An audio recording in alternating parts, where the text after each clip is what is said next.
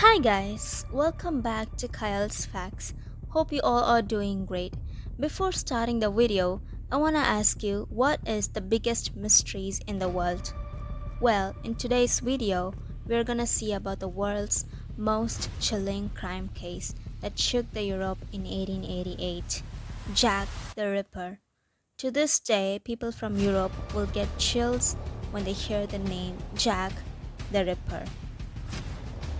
On August 31st, 1888, starting his violent dance, he killed Mary Ann Nichols, followed by the death of Annie Chapman on September 8, 1888. Elizabeth Stride on September 30, 1888 at 1 a.m.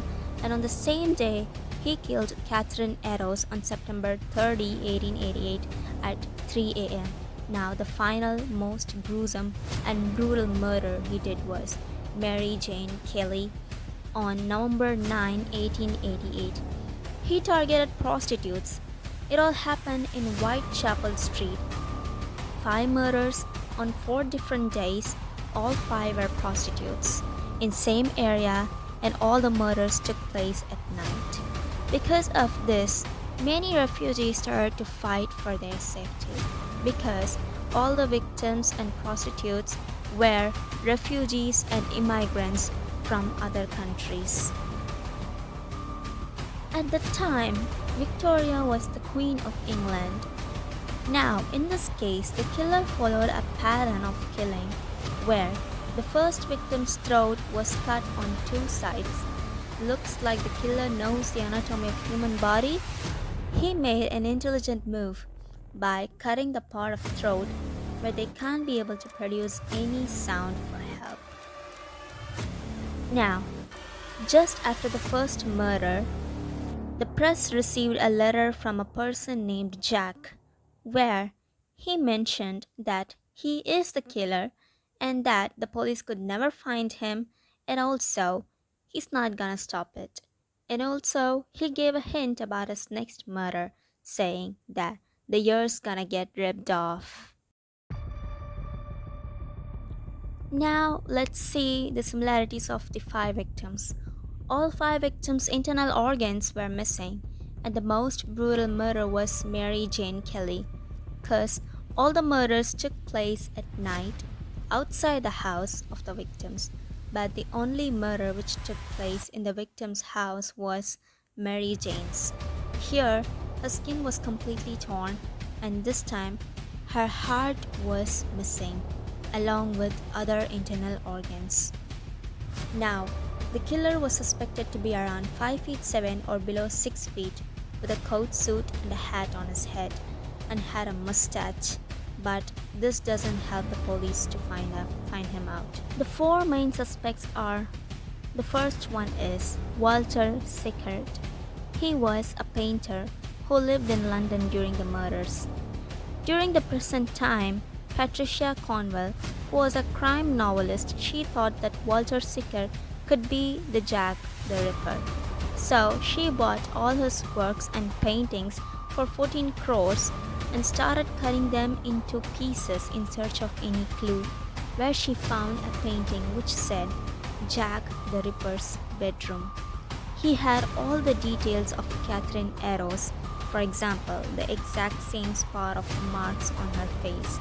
Police investigated him, and he confessed that he was in France when the murder took place. But the police investigation found that he was in London. So, why would he lie? And the most interesting part is that in olden days, the papers were so unique, people could easily find who made this paper. And the paper which was used by Walter and the letter that Jack Ripper used were same. Suspect number 2. Why can't it be Jill the Ripper? Interesting, isn't it? Well, another policeman suspected that why can't Jack the Ripper be a female? Some theories even said that Queen Victoria might be Jill the Ripper. Suspect number 3, Joseph the Barnett. He was a roommate of Mary Jane. When she died, she was also a prostitute. It is told that they never got along and always ended the day with an argument. Just after 10 days of a heated argument, Mary Jane was found dead. Now, we all knew in a crime scene, if the killer is an unknown person, there could be a proof of any forced entries. But in this case, there was not any forced entries, and it seemed like the killer perfectly knew the way around the house and the place where Mary Jane usually sleeps, because she was murdered during her sleep. And the most interesting part is that after her death, all the gruesome murders were stopped. So, is it for love? And also, the police investigation found that his friends used to call Joseph Barnett as Jack.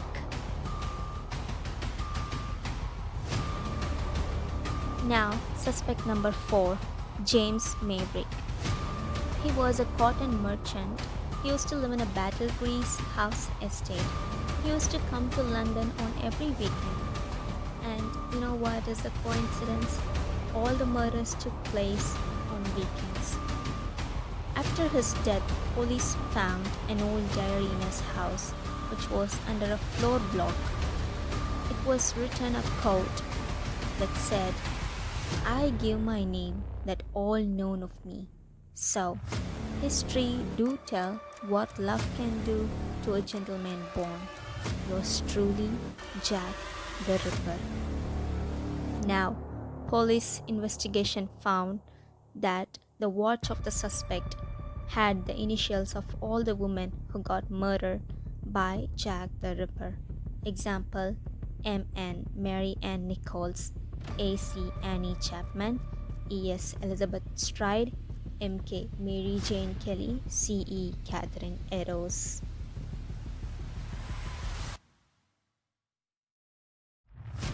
You know what makes this case so special? Still, to this day, no one knows who was Jack the Ripper. No one knows is it a male or female. So, what do you guys think about this? Who do you think is the real Jack the Ripper? Please let us know in the comments down below. And if you are a crime story lover, or if you love solved and unsolved cases, please subscribe and turn on the notifications. If you like our content, please like and share and show us your support. And please subscribe, as it is a humble request. So, see you guys in the next video. Until then, stay tuned. Bye.